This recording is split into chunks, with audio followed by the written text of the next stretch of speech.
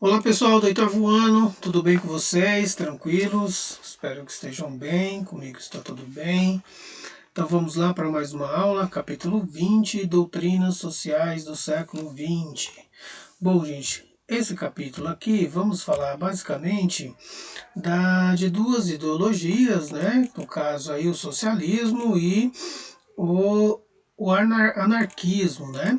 Então são duas teorias que vão surgir, pessoal, dentro de um contexto de desenvolvimento, né, da Revolução Industrial, justamente porque a Revolução Industrial ela modificou as relações trabalhistas, né, modificou as relações sociais, justamente por meio do trabalho, né?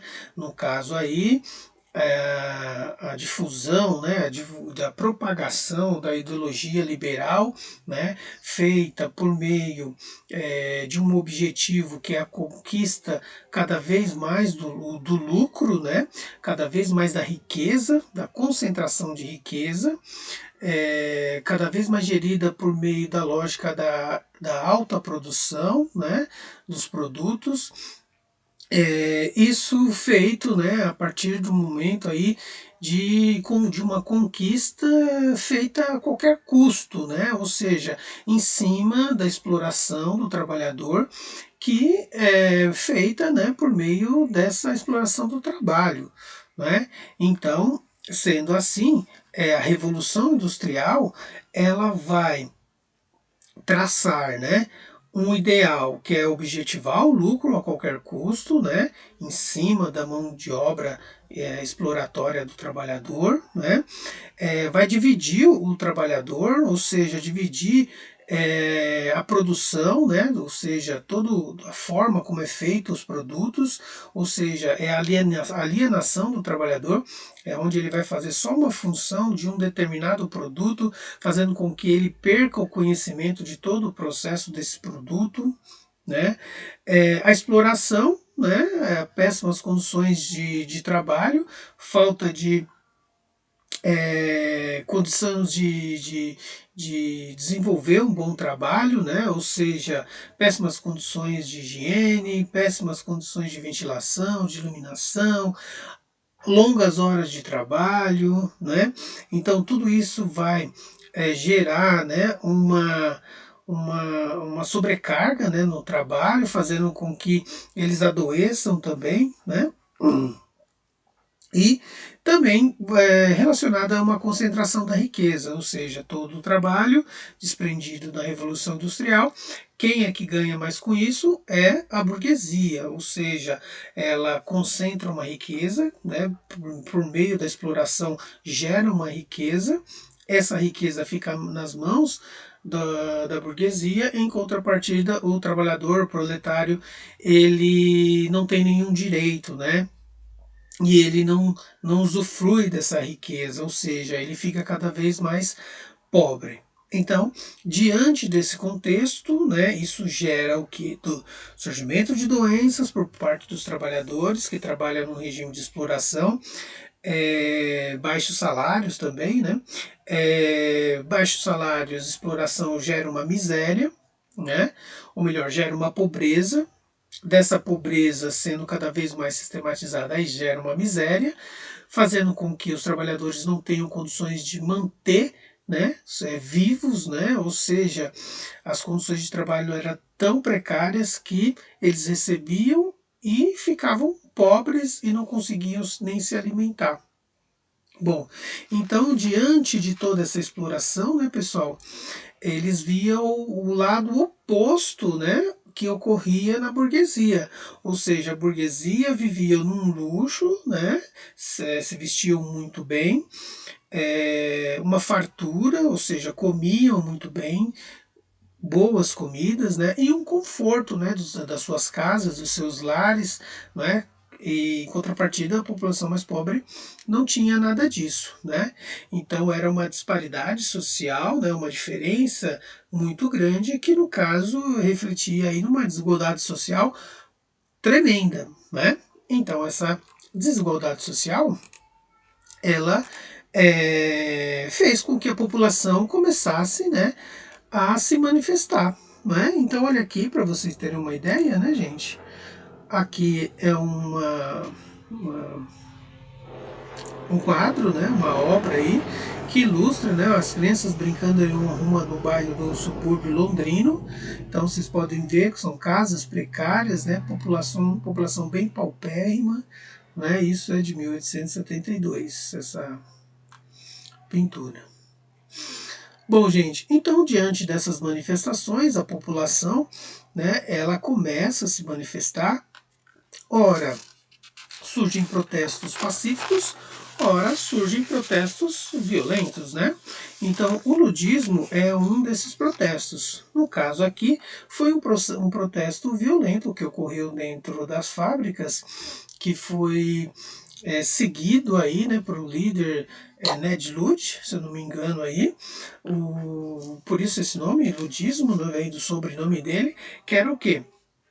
Ned Ludd ele fazia reuniões de conscientização das pessoas de que aquela vida que eles tinham dentro das fábricas, né, de exploração, de trabalho de longas horas, de às vezes e de até desemprego, né, porque o surgimento das máquinas ocasionou muito desemprego.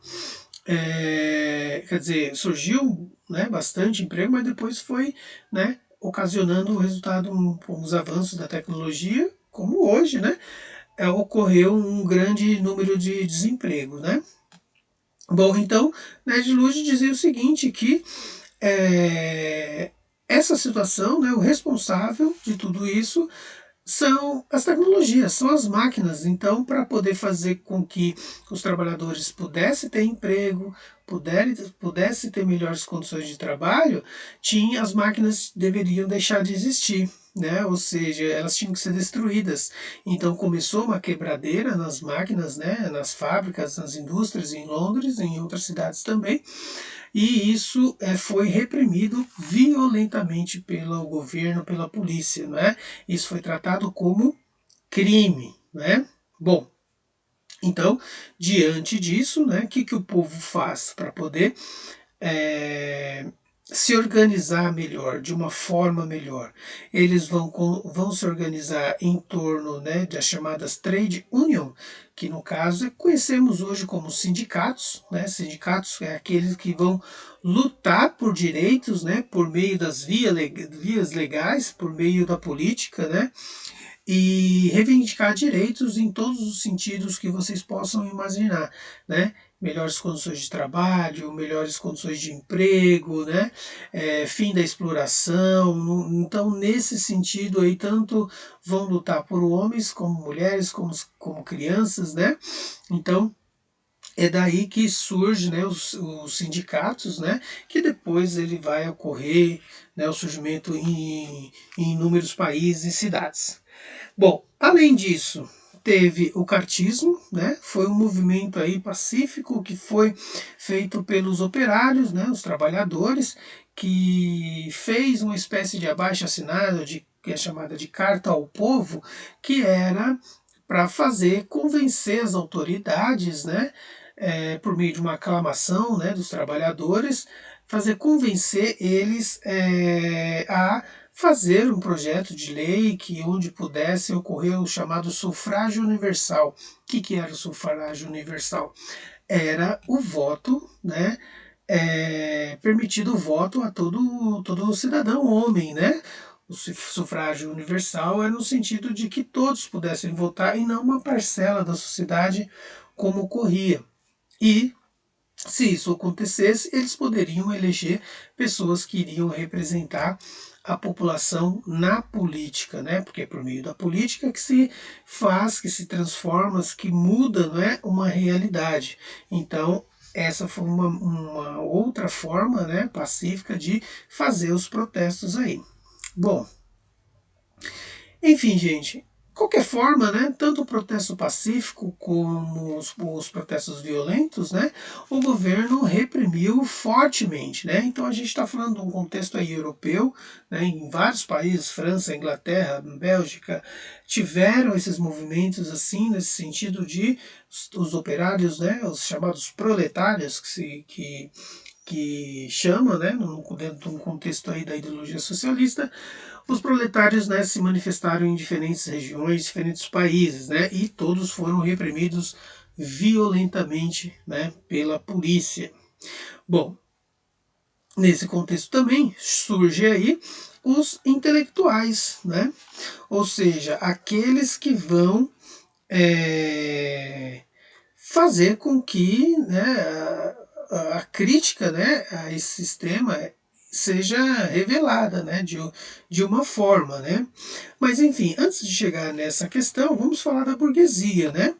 A burguesia, como eu falei, reprimiu os movimentos, né.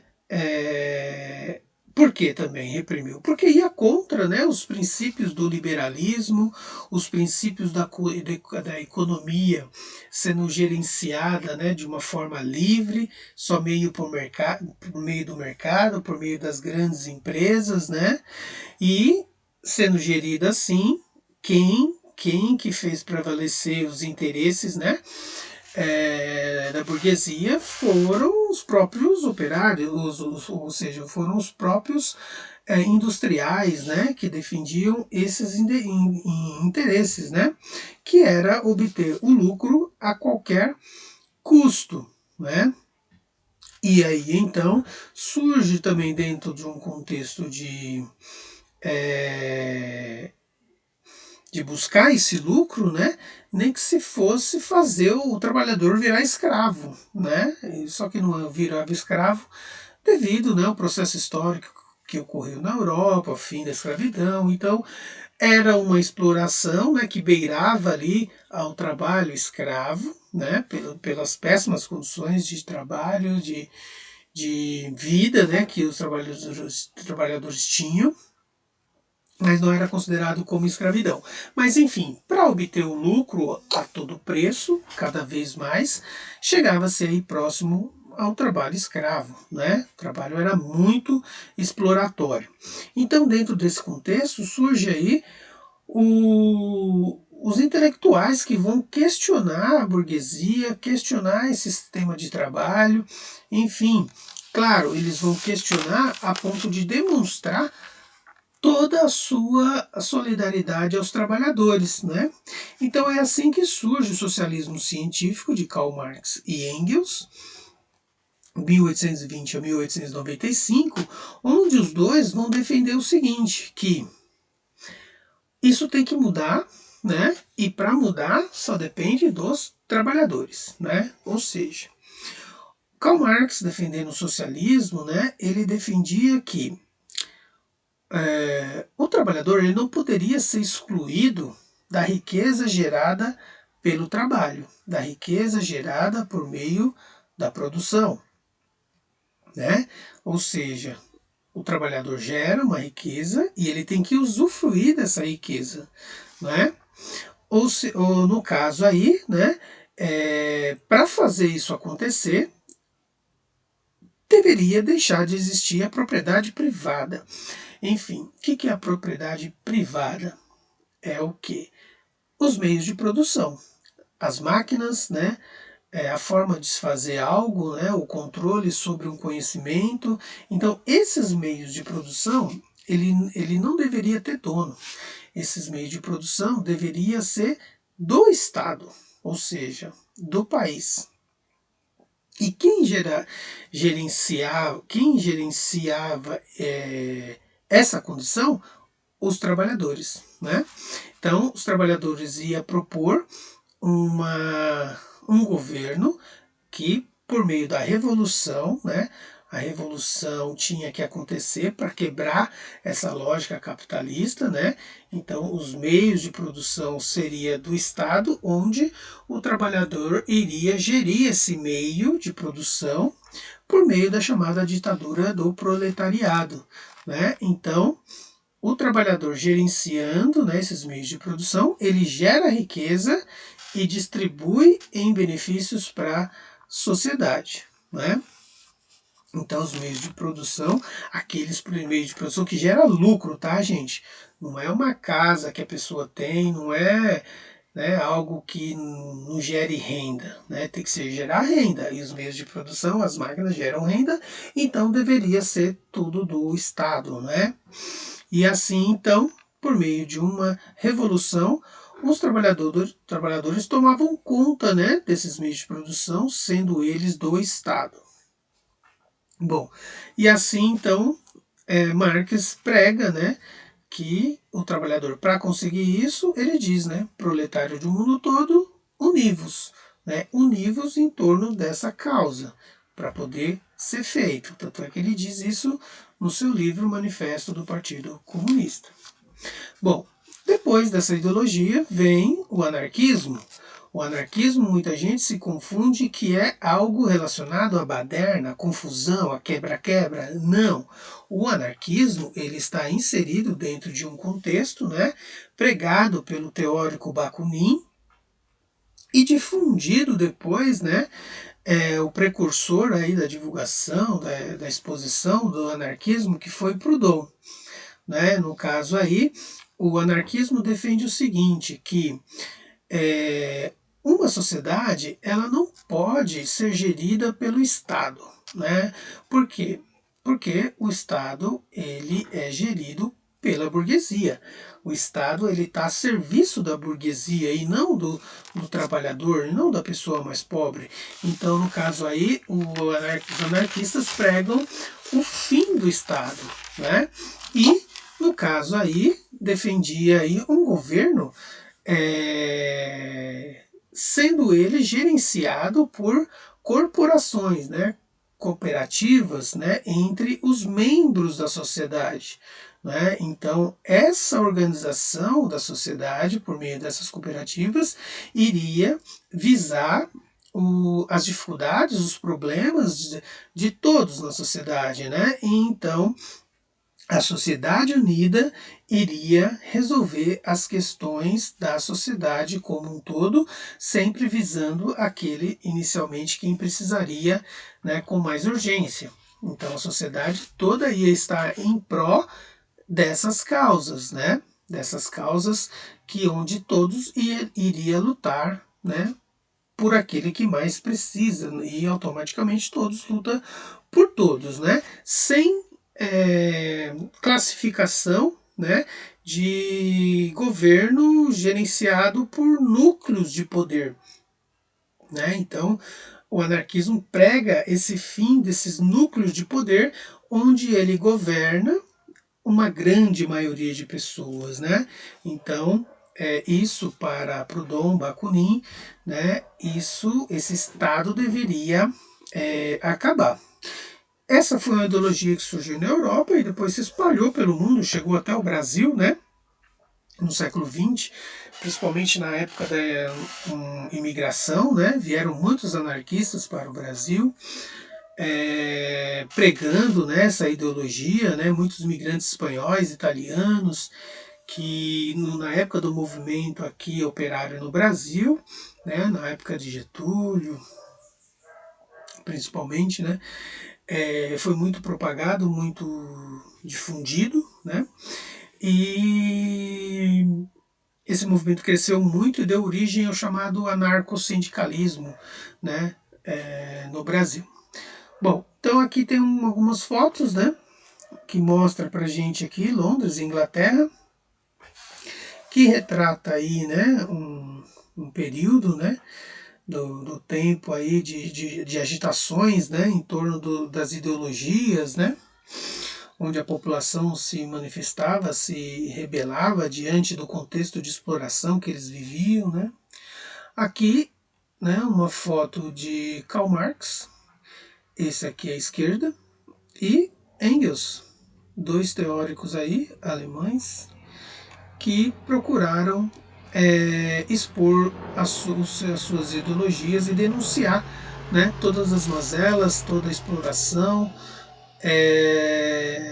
dos liberais, né, da burguesia, da ideologia capitalista. Né. Aqui temos Proudhon, que foi aí o propagador, né, o precursor da divulgação do anarquismo, né, do pensamento de Bakunin, né, que surgiu aí o anarquismo. Tudo bem, gente? Então é isso, paramos por aqui.